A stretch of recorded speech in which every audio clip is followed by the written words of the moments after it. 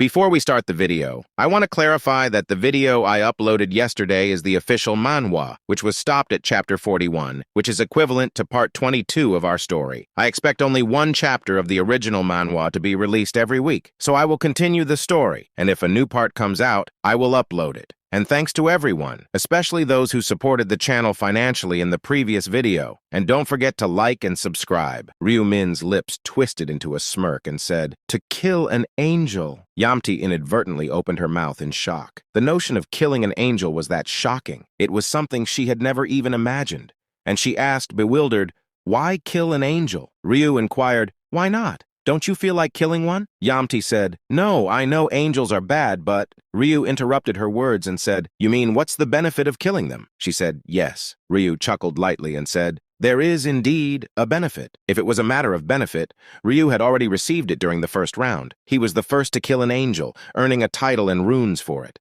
And becoming a Grim Reaper was possible only because he had killed an angel. And the reason he hadn't killed any angels since then was purely because there were no benefits left to gain, not out of fear of punishment. Then Ryu said, "You just need to stand by and act when I tell you to control it. Got it?" Yamti said, "Yes, master." Ryu said, "Hurry up. We need to do this before Minjuri's buff runs out." In fact, the first time he killed a battle angel, the reward scaled with his stats. That's why he wanted to do it before the buff expired, since none of the players were around. Ryu transformed his appearance into a black scythe appearance.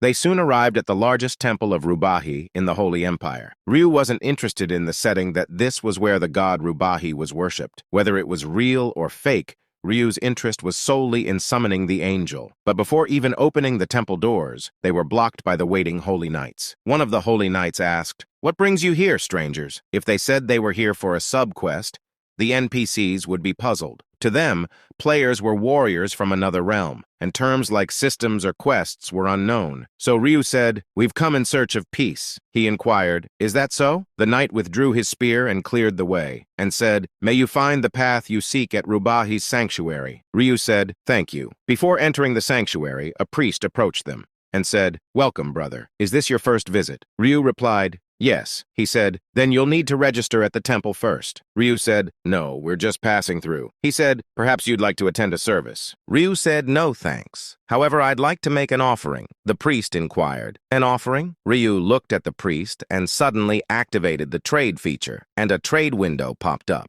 "Please freely imagine the items or gold you will give to the other party. Item to be traded, none. Gold to be traded, 1 million G trade. Item to be traded, none.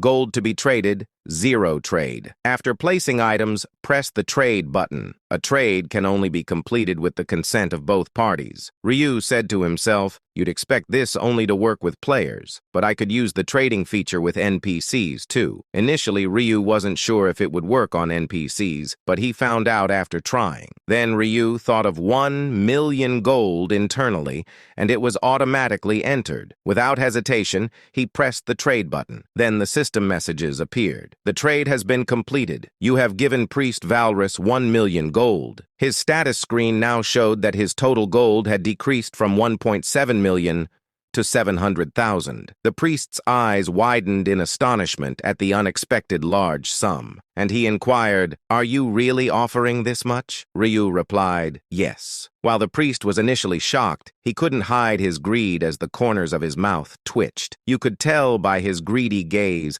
just how worldly his thoughts were. He wasn't quick to accept, though, perhaps to maintain his dignity, and he said, 1 million gold. I cannot accept such a large amount." Ryu said to himself, "You've already taken it, but now you say you can't accept it." Suppressing a scoff, Ryu gave a smile like a philanthropist and said, "If it's an offering to the mighty Rubahi, it needs to be substantial. Besides, it's not that much money for me. Don't feel pressured." Deciding not to return the money, the priest laughed heartily for a while and said, "You are indeed wealthy." Of course, Ryu had a reason for offering such a large sum, and he said to himself, "The easiest sub-quest I can complete right now is making an offering." Sure enough, the expected message appeared in front of him. Condition: make Make an offering of at least 1,000,000 gold to the temple. You have completed the subquest. Human reputation of Black Scythe has risen from neutral to friendly. Ryu said to himself, there are countless subquests in this fantasy world. Just in the Holy Empire alone, there are about 30. And using the ability to regress dozens of times, I searched and strategized each subquest. As a result, Ryu established the most optimal quests and routes, one of which was this one. And he said to himself, if you have enough money, you can complete the quest in 1 second. However, it was impossible for other players at this time due to the large amount of 1,000,000 gold. Then the priest smiled and said, thank you so much for your generous donation. May Rubahi's grace always be with you. Ryu said, thank you, but I don't like to speak in vain. I'd rather receive the blessing directly from the deity, the priest inquired. Directly? Ryu spoke in a suggestive tone and said, the Rubahi temple is known to communicate with the deity through oracles. It would be an honor to receive a blessing directly from the deity. In fact, it was a well-known fact that one could receive an oracle at the temple. However, no one except the highest leader of the Holy Empire, the Emperor, was entitled to receive an oracle. This perhaps explained the troubled smile on the priest's face. The priest said, you may not know this since it's your first visit, but only the Emperor can receive an oracle. Faithless believers cannot. Ryu asked, even though I've made an offering of 1,000,000 gold, he replied, even so, it's impossible.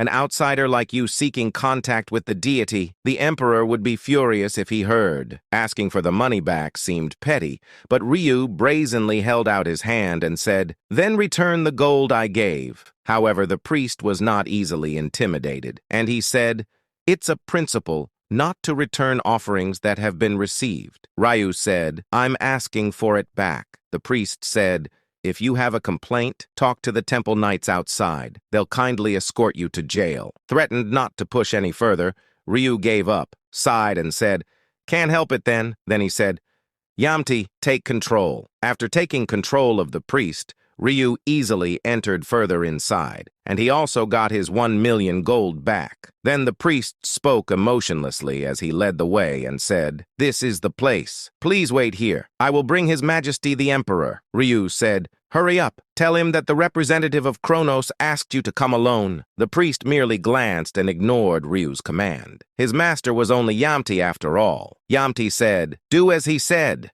Hurry, he said. Understood. After Yamti spoke, the priest finally left. Then Ryu said, Yamti, make sure your equipment is properly worn. It could be dangerous otherwise. Yamti smiled and said, oh, are you worried about me? That's so kind. Ryu said, not you. I'm worried about losing the rune of charm. After some time, footsteps echoed in the darkness. Judging by the approaching steps and presence detection, there were 2 people. One was the priest he had sent earlier, and the other was the Emperor of the Holy Empire. The Emperor asked, is it true that the representative of the deity is waiting here? The priest pointed at Ryu and said, yes. That person over there. The Emperor looked at him with eyes like an old tiger, saying, that person is Kronos' representative? Are you joking with me now? I can't feel a trace of divine power. Ryu smirked and said, you can't feel it? Then Ryu revealed a hidden title, a title that could be considered hostile to human reputation, the last-time regressor. The moment he switched the title to public, the Emperor's eyes widened enormously, and Ryu inquired, how about now? Do you feel it? The Emperor shouted, yes, yes, by the gods! How dare you come here, you who impersonate a deity's representative and have killed an archbishop? Then the Emperor, who had been emitting a murderous aura, unleashed his divine power all over the place. Any ordinary person would have been crushed by his presence, but Ryu scoffed. In fact, NPCs, no matter how strong, were just NPCs. They couldn't be compared to a battle angel. Ryu said to himself, but the effect of the reputation is significant. He started to unleash killing intent and tried to kill me as soon as he saw that title. After all, having killed an archbishop, Ryu was a public enemy to all human NPCs. However, Ryu quickly closed the distance and delivered a punch to the Emperor's abdomen. Then, grabbing the back of the Emperor's head, he pressed it to the ground. It was like turning off a faucet, preventing any divine power from leaking out. And he said, with this mere power, you're trying to compete with a level 89. In fact, the Emperor was strong, but only to the level of an NPC. To any other player, he might pose a threat, but not to Ryu. Then Ryu said, "Yamti, take control of this one too." Yamti said, "Yes, master." After taking control of the emperor following the priest, Ryu removed his hand from the back of the head and said, "Just give the order." Yamti inquired, "Master, what should I instruct?" Ryu replied, "Send the priest back and tell the emperor I want to receive an oracle." She said, "Understood." In fact, oracle, it meant a deity conveying its will to the world through humans. In essence, a communication channel between gods and humans, and this was something only the Emperor of the Holy Empire could do. Ryu said to himself, "But in reality, you're just talking to an angel, not a god." Ryu raised his eyes to look at the Emperor. In front of the grand altar, the Emperor unleashed his divine power. It was the procedure to summon an angel. Ryu said to himself, "Soon, an angel will respond to the call." In fact, the angel that would appear here was a regular angel, not a battle angel, so there was no need for Ryu to be tense. Of course, ordinary players might fear retribution, but Ryu had no reason to, as he had a title from the Tower of Trials, the Supreme Being. Ryu smiled and said to himself, "I'll intimidate the regular angel to summon a battle angel." That was Ryu's simple plan, as a flash of light appeared before him. Spreading its wings and displaying its beautiful form, the angel looked down at the groveling emperor and said, "Why have you summoned me, old human?" The emperor said, "Ah, well," but Ryu cut in and said, "It's not him who has business with you.